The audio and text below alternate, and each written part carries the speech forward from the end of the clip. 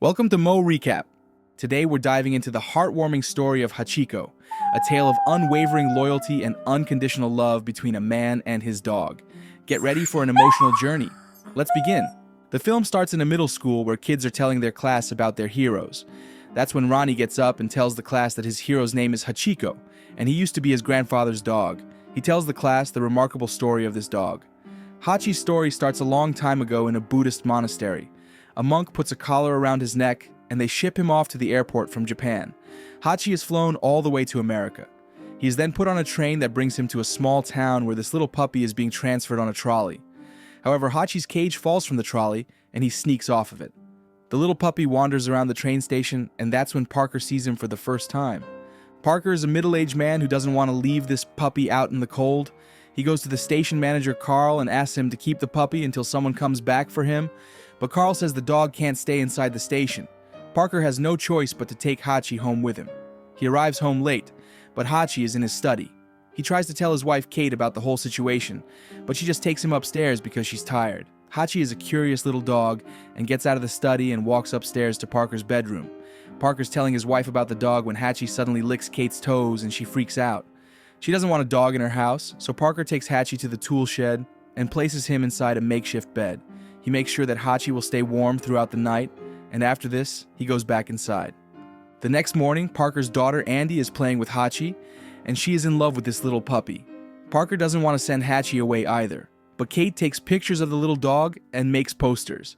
So Parker spends the entire morning going around town and hanging posters. He goes to a bookshop and asks the owner if he would like a new dog, but her cat is very aggressive towards Hachi, so Parker has to leave. He even takes Hachi to the dog pound, but the guy working there tells Parker that the pound is already overpopulated. Parker has no choice but to take Hachi with him. At work, Parker is a music professor, and during his rehearsal, Hachi walks around the stage, and Parker is starting to like him. He shows the torn receipt to his Japanese friend Ken, who says that Hachi is a special dog. He also points out the name Hachi on the dog's collar, which means number 8. Ken tells Parker that Hachi is most likely a royal dog that got lost. That night, Parker has another argument with Kate about the puppy, and things get worse when Hachi accidentally breaks Kate's house model, so Parker has to put Hachi in the shed again. That night, around midnight, however, Parker takes Hachi back inside the house, because there's a storm coming. They both spend the night sitting on the couch, watching TV and eating popcorn. The next morning, Parker spends the entire day teaching Hachi how to fetch the ball. Kate and her daughter see how happy Parker looks while playing with Hachi.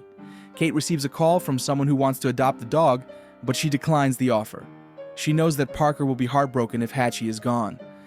A few years go by, and Hachi is now a full-grown Akita dog. He follows Parker around all the time. When Parker goes to the office, Hachi even digs under the fence to follow Parker to the train station. Eventually, Parker has to bring Hachi back to the house and leave him under Kate's supervision. Hachi is much calmer around Kate, and she has become fond of him as well. One evening, Hachi just leaves the house and walks to the train station. He just sits down in front of the station entrance. When Parker gets out of the station that day, he is surprised to see Hachi, who quickly jumps for some petting. The hot dog vendor, Jess Street, tells Parker that Hachi has been sitting there for some time now. Some days later, Andy and her partner, Mitchell, are at Parker's house for some barbecue. Mitchell is a shy man who's kind of nervous while talking to Parker. He tries his best to make Hachi fetch the ball, but Parker explains that Hachi doesn't like doing it.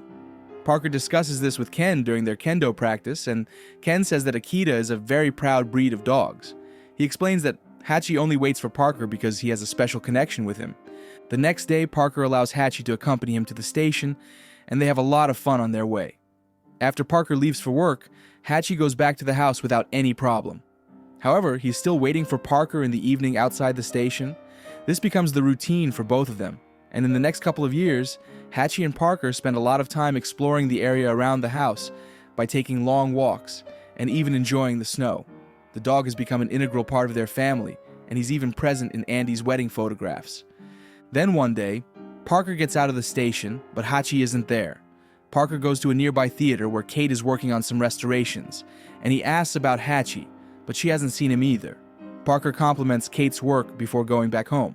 He's calling Hachi's name when he sees the dog barking at a skunk that's in the tool shed. Parker is very careful around the skunk. Andy tries to cover it with a box, but the duo gets covered in the skunk's smelly urine.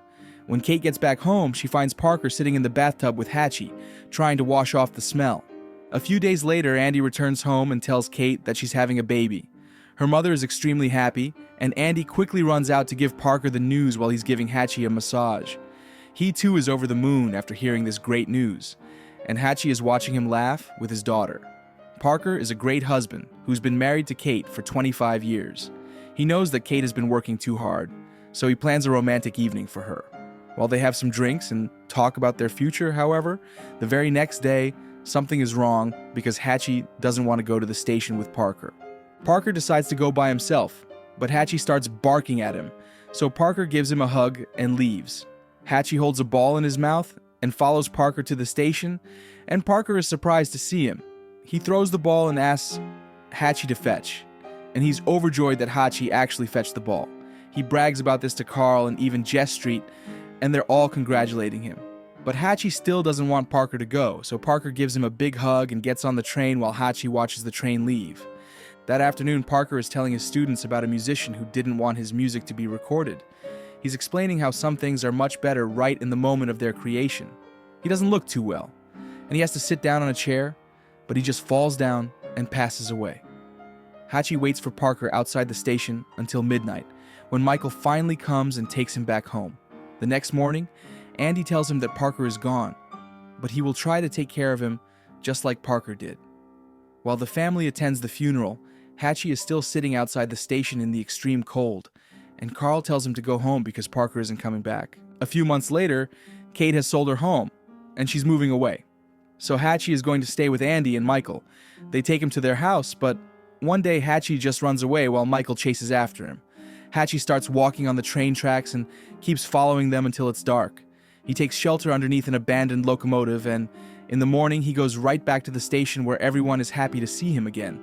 Jess Street even feeds him some food because Hatchie looks hungry. They call Andy and Michael, who get there and take Hatchie back to their home. However, Andy knows that Hatchie isn't feeling well, and she tells him that she loves him. But if he wants to go, she will allow it. So she opens the fence door, and Hatchie licks her hand before running back to the station. He sits in front of the door all day and sleeps under the locomotive at night. The local vendors and shopkeepers feed him because they all love the dog. Hatchie has become a celebrity among the travelers who go through the station. Then one day, a reporter asks Carl about Asia or Hatchie. Carl explains how the dog's owner passed away a year ago, and he's been coming back to the station ever since.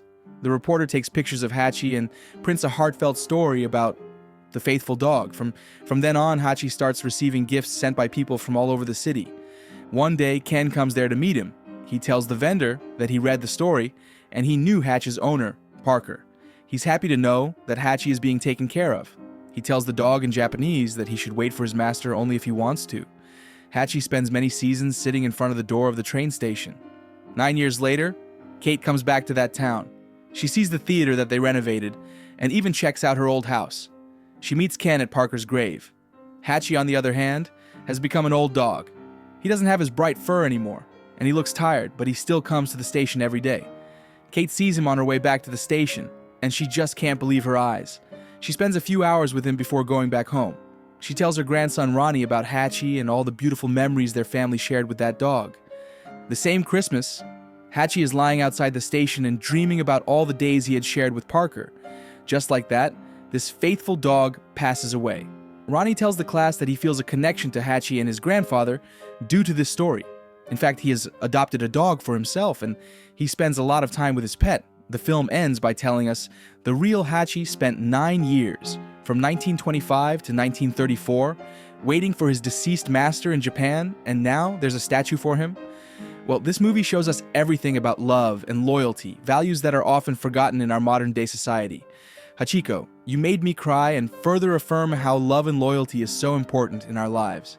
Thank you, Hachiko. May you always take wonderful rebirths again and again. If you enjoyed this recap, make sure to subscribe and hit the bell icon. Don't forget to like and share this video. See you in the next one.